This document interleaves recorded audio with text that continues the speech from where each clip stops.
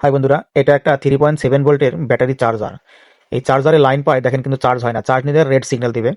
আসেন এখন আমরা এই চার্জারটা খুলে দেখি আসলে কি সমস্যার জন্য চার্জ নিচ্ছে না। প্রথমে কেসিংটা খুলবো। ভিডিওটি মনোযোগ দিয়ে শেষ পর্যন্ত দেখেন, তাহলে দেখবেন একদম সিম্পল কাম, এই চার্জারটা ঠিক করে নিতে পারবেন আপনারা ঘরে বসেই। কেসিংটা আমাদের খোলা হয়ে গেল। এখন এই পিনটা তুলবো।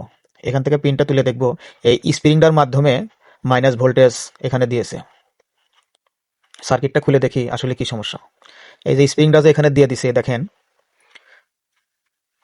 এখানে স্প্রিংটা লাগাইছে, কিন্তু স্প্রিং এর সাথে কোনো ঝালাই দেয় নাই। শুধু শোভাবে ওই ছিদ্রের মধ্যে স্প্রিং এর পিনটা দিয়ে কানেকশন দিছিল। কখনো কখনো পায়, কখনো পায় না। কিছুদিন ব্যবহারের পরে সেই কানেকশনটা ওখান থেকে কেটে যায়। এখন আমরা স্প্রিং এর মাথাটা তাতাল দিয়ে ঝালাইতে দেবো। ঝালাই দিয়ে দিলেই আমাদের কাজটা শেষ হয়ে যাবে। এই যে ঝালাই হয়ে গেল। এখন আবার যেমন ছিল ওই রকম কেসিং এর ভিতরে সার্কিটটা পরায় দিব। সার্কিটটা পরানো হয়েছে। এখন এই পিনটা আবার যে জায়গায় ছিল ওই জায়গায় সেট করে দেব। তার আগে এই পিনটার সাথে স্প্রিংটা সেট করে নিলাম।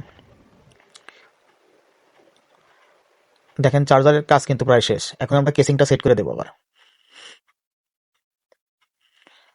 আসুন কেসিংটা লাগা দেব। কেসিংটা লাগানো হয়ে গেল। এখন দেখবো যে আসলে লাইন দিলে ব্যাটারি চার্জ হয় কিনা।